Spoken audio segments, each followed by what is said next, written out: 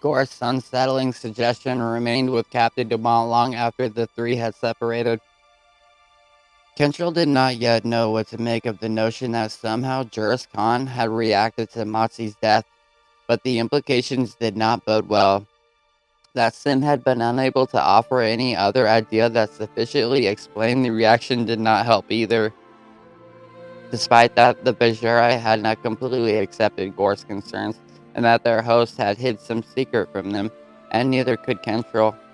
However, the captain had to admit to himself that a tremendous part of his own reluctance had to do with the honors Lord Khan had bestowed upon him, especially the upcoming marriage to his daughter. As for Quothson, his reasons for reluctance were even more obvious. The vast collection of Uri's magical library lay open to him for as long as he had the good graces of the elder ruler. Sleeping on it did little good for Kentrell, for even his dreams turned to the troubling development. In truth, he had welcomed the unexpected knock on his chamber doors, for the noise stirred him from a dream in which Juris Khan proved to be Gregor Smotzi in disguise, and Atana, the willing lover of the masked villain. Although he hoped that it would not be Khan's wondrous daughter at the door, Captain Dumont instead found himself facing a rather pensive Albert. Kentrell's first fear was that some of the other men had gone missing, but the younger mercenary quickly erased that fear. Unfortunately, in its place, it presented one that in some ways disturbed the commander even more. Captain, the men want to leave. No one goes into the city until I say so. Albert shook his head. Captain, they want to leave Yere. They want to go home, and I think they should be able to. This time, Kenshiro could think of no good reason to hold them back. He had a life offered to him here, but the others wanted only to return to the Western Kingdoms. They might even have had their rewards by now, if not for his own hesitation. All right, give me a few days and I'll see that our host makes sure each. Now Albert looked even more uncomfortable. Captain, Jodis and Orlov have already talked to him. Kenshiro almost seized the white-haired mercenary by the throat, but fought back the impulse before they could betray himself. When? When did they do it? Just a little while ago. I only found out myself after they came to me. They said they told his lordship that they had to go, and would be still granting them that which he promised. And Khan said he would. To listen to them, he hugged each like a brother and promised that every man would have a full sack. There existed no doubt in Kentro's mind that the fatherly ruler had done just that. Yet another example of the graciousness that had made it difficult to fathom what tie existed between the saintly monarch and the mysterious Matsi. The captain leaned on a nearby chair, trying to organize his thoughts. What could he do, though, but accept their departure as wisely and kindly as Juris Khan had? After all, by rights, they could do as they pleased now. Their contract to sin had ended long ago. I can't say I blame them, he finally responded. And they're probably safer out of Ure, at least for now. So, how long before you all leave? They want to go when the next day beyond the mere captain. I'd say that's basically tomorrow. Albert strained. I'm not going with them, sir. You're not? The ploughboy face lit up. Captain, I thought about it a lot since the last time I mentioned leaving. Under you, I've learned more than I would have ever back in my village. I've got family there like everyone else has somewhere, but they might not think that I'm going to be returning for some time, if ever. I'd like to stay on a while longer after all. He grinned. Leastwise, I can go home saying I served under a prince. The words brought some relief to Kentrell.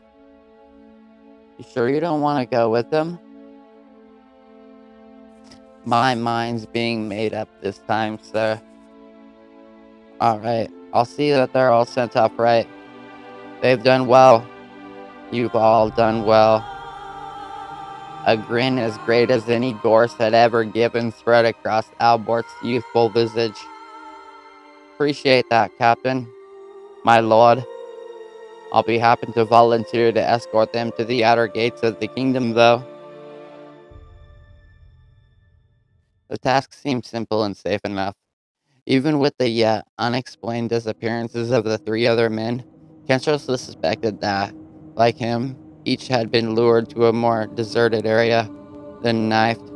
The odds were that their bodies would never be found.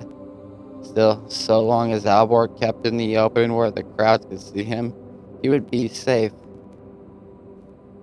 I'll be glad to give you that pleasure, lad, and thanks for the loyalty. Giving his commanding officer a sharp salute, Albert left. Kencho started back to his bed, but his thoughts would now not leave his men. He could not help wondering if even one of the vanished trio could have been saved if he had let the men go home sooner. To die on the field of battle was one thing for a mercenary, but to be ended up tossed into an alley with a dagger in your spine was another.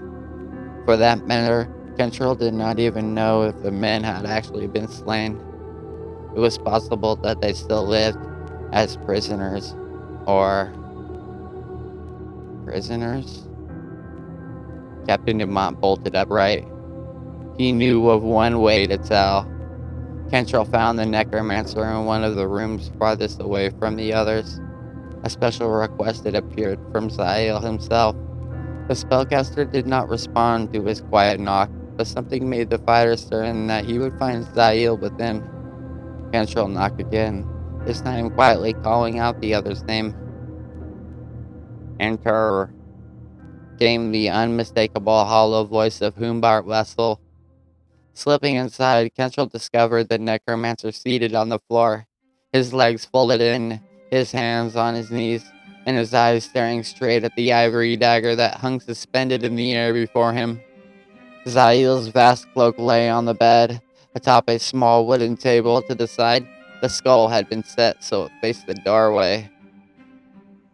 "Hello, lad," it cheerfully greeted him. "He does this 2 or 3 times a day if he can. Mine completely disappears from this world." "How long does he stay like this?" whispered the captain. The necromancer's left hand suddenly moved. At the same time, the dagger dropped toward the floor, only to be caught by the hand. "As long as need be," Zael remarked, quickly unfolding his legs, then rising in one smooth action. The skull chuckled. "Just in case, though, he leaves me pointed at the door. Anyone comes in, I give the alarm." Zael gave Humbart a dark look. "And I'm still waiting to hear it." "'Tis only our good comrade Kentrell Dumont, boy. I recognized his voice right away." "While I have nothing against you, Captain, what Humbart fails to remember is that you might not be alone, or you might not even be you. There are spells of illusion that can fool almost anyone, even the overconfident dead." The slim, pale man retrieved his cloak. "Now, what is it that I can do for you?"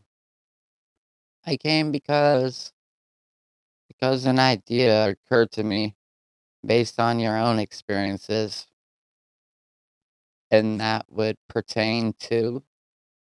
The captain found his gaze drifting to the skull. "Three of my men have never returned from the city. The rest, by the way, are making plans to leave come the morrow. Before that happens, though, I may need them to plan a rescue." He had Zael's full attention now. "A rescue? You have reason to believe that the missing ones still live?" "That's where you come in. I remember all of a sudden that you said the reason for your earlier failure had to do with Gregis Matsi actually still being alive. You then used a different spell to locate his general surroundings." and you wish me to attempt to do the same for those of your command now lost." The necromancer frowned and thought, "I can see no reason why it should not work, and perhaps it may yet shed some light on this shadowed land." "Yes, Captain, I would be glad to try." "How soon can you start?" Zael reached for the skull, placing it in the pouch hidden by his cloak. "I cannot do anything until we find some personal item, or better yet, a hair or clipping from any of the three. Would it be prudent at this time to visit the quarters they used?" Doubting that anyone would question the company captain wanting to investigate the missing men's belongings for some clue to their disappearance, Kentrell readily nodded. That seemed all the necromancer needed to satisfy himself. With a wave of his hand, he indicated for the captain to lead on. In that most rare of circumstances for a mercenary, the kindness of their host had enabled each man of the hired company to have rooms of his own. Some, like Kentrell, had become so used to the cramped quarters or sleeping without a roof at all that they had barely made use of more than the bed. Others, meanwhile, had taken advantage of the situation to the point where the few items they had lay scattered everywhere. Kentrell felt certain that they would find something useful in the rooms of all three, which made it all the more startling when, upon entering the first set of rooms, they found no trace of habitation at all. When Kentrell had first stepped into his own chambers, he had not been able to imagine anyone else having entered them before. From the silky, golden, threaded draperies to the wide, plush, canopied bed, everything in sight had looked absolutely new. Both the bed frame and the elegant furniture had been meticulously carved from the finest oak, a wood that the captain could not have recalled seeing anywhere in eastern Kyrgyzstan, been stained a dark, rich, reddish brown. Besides the bed, the main room in his quarters came equipped with a sturdy, bronze-handled cabinet, 4 chairs, and a pair of tables, the wide one possibly used for dining, and the other a small twin near the doorway. The filigreed walls had also been accented by a series of small but detailed tapestries that seemed to outline the early history of Ure. Beyond the main room, the smaller of the two lesser chambers gave the occupant a place for personal care, including rarely seen plummeting, a true mark of wealth wielded by Lord Khan and his predecessors. The remaining room consisted of a pair of leather chairs, a tiny but no less elegant table, and a shelf filled with books. Out of mild curiosity, Captain Dumont had picked over the collection in his own chambers, but he knew that most of his men could not even decipher letters, much less read. Breck's rooms had been chosen first, and one quick survey of them led the captain to decide quickly that someone else had straightened up after the mercenaries' disappearance. Breck had not been the most organized of fighters, and certainly not one of the cleanest. There should have been food, empty bottles, and more lying about. Even the bearded warrior's pack, which he would have left in the palace during his sojourns down to the city, had vanished. "This is most troubling," Zael quietly remarked. A quick hunt through the rooms of the other two brought the same unsettling results. All had been arranged as if they had never been occupied by the hardened mercenaries. Even Kentrell, who kept his quarters neater than most of his kind, could not match the cleanliness. He sought out Gorse, whom he found playing cards with Albert and two other men. The fighters rose as he entered the giant's quarters, but Kentrell quickly ordered them at ease. "Who's been in Breck's rooms? Anyone?" When all four shook their heads, he focused on Albert, whose own quarters sat next to those of the missing man. "You've heard nothing through the wall?" Not since the last time Breck himself was in there. Letting them return to their game, Captain Dumont rejoined the necromancer. It did not please Cantrell to see that the generally calm Sahil looked quite irked by what they had discovered. The palace has many servants, the latter solemnly proposed. They move with the silence and swiftness worthy of my brethren, but it is very possible that they had removed the belongings for some custodial purposes. Or they didn't expect the boys to return, countered Humbart from the pouch. Kensho felt defeated, and even more anxious than ever. Is there nothing you can do then? Holding up the dagger, Zael muttered under his breath. The enchanted blade flared bright. The necromancer held the dagger before him, letting it sweep across the room. What are you up to? I'm trying to see if any useful trace at all was left behind. A single hair hidden under a chair, a scrap of cloth accidentally covered by a blanket. No sooner had he explained, however, than the necromancer lowered the blade in mild disgust, none of which I can find in this particular place. I'm sorry, Captain. Maybe we can.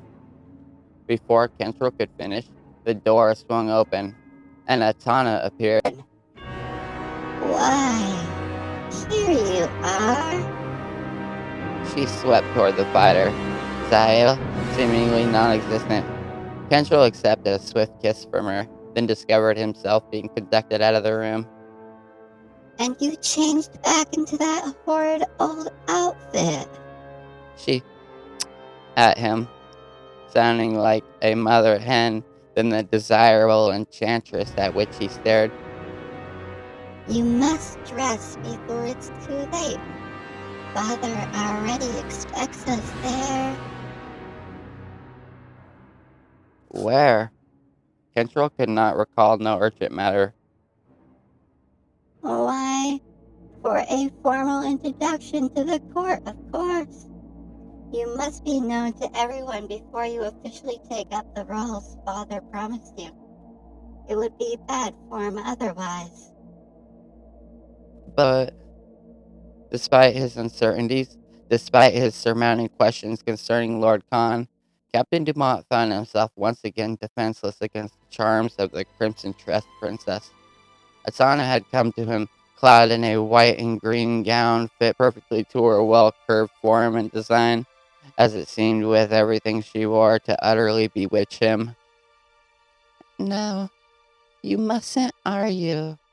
She returned, guiding him to his own rooms. I'll wait for you, but you must hurry. This is very important for your future here, Kentrell.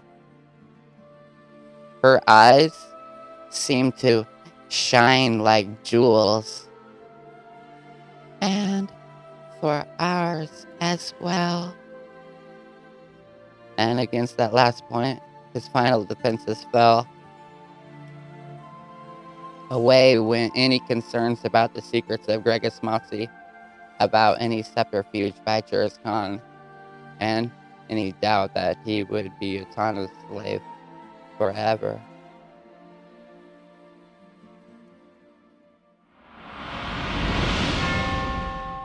Despite some faint amusement concerning how completely overwhelmed the good captain had proven to be in the presence of Juris Khan's glorious daughter, Zail otherwise worried about the man. Kentrell Dumont surely had to feel caught between trust and betrayal, love and lies.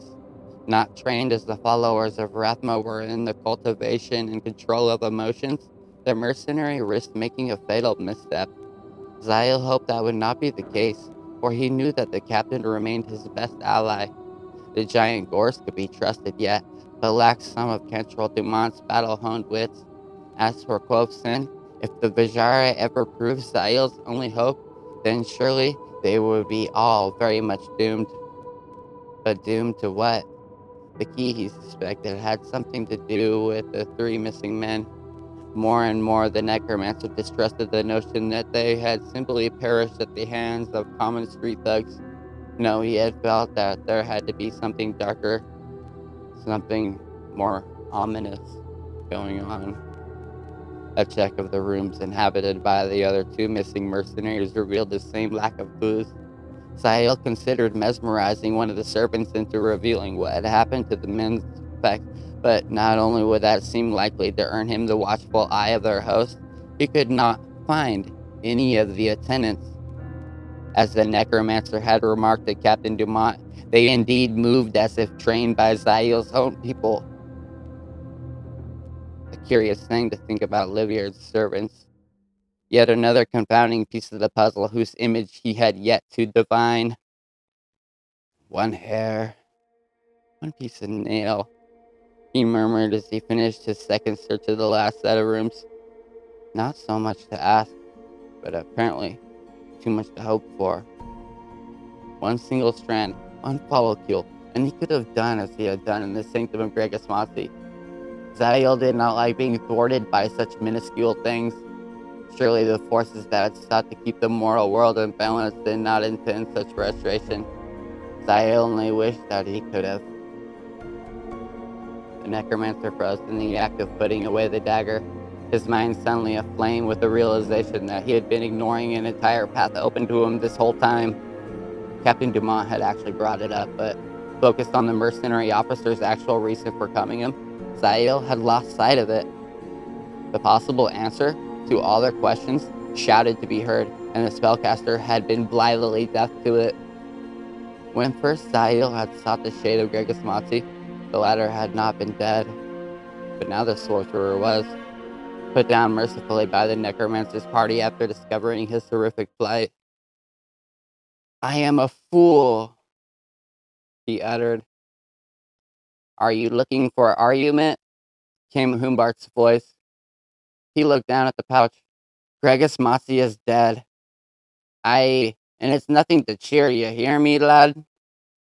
But Zahil did not answer him, already departing the empty chamber for his own. He would set up the patterns, arrange a spell. No, his room would never do. During the course of their search, the captain had told Zahil Juris Khan's disturbing reaction during sin spell work.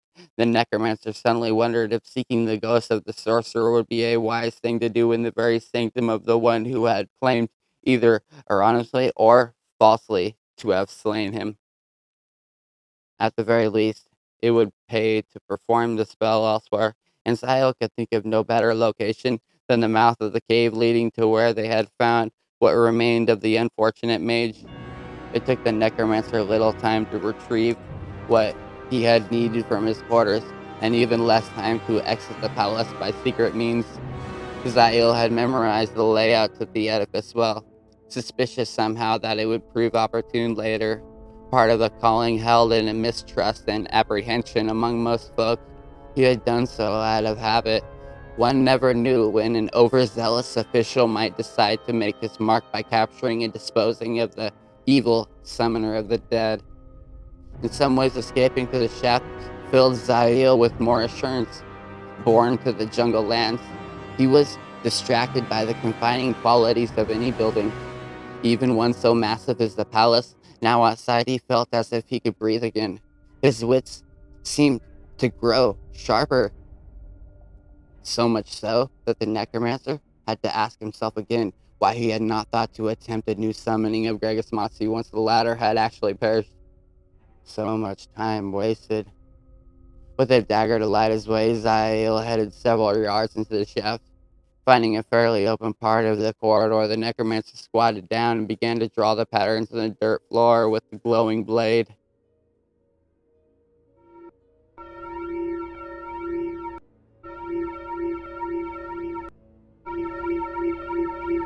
The spell Zael planned would be virtually identical to the one he had cast in Gregus Motsi's sanctum, the only difference being some added symbols to increase the odds of success. From out of the pouch he took Humbar's skull, 3 small candles, and a single strand of hair. Putting the skull to the side, Zael arranged the candles, then placed the hair in the center. After pricking his finger and letting the necessary number of drops of blood fall on the one hair, the necromancer lit each of the candles with the tip of his blade, then proceeded with the incantation. A slight breeze arose in the shaft. Zael quickly paused in his efforts, moving so as to block the wind before it could blow the hair away. Satisfied, he started his work anew. Suddenly, the wind came at the display from the other side. Zael frowned, recalling no such turbulent currents during his previous visit. He sniffed the air, seeking the scent of magic, but found none. Trouble? Asked the skull. A minor nuisance. Taking some rocks, the spellcaster built a small wall to protect everything.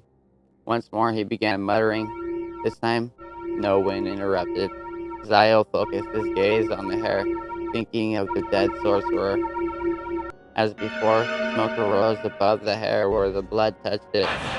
The smoke then taking on a vaguely humanoid shape. As the necromancer advanced in his spell, the smoke swelled tremendously, growing as tall as a man and taking on more and more of the characteristics of one. Zael could make out a robed form, a man in a sorcerer's garb.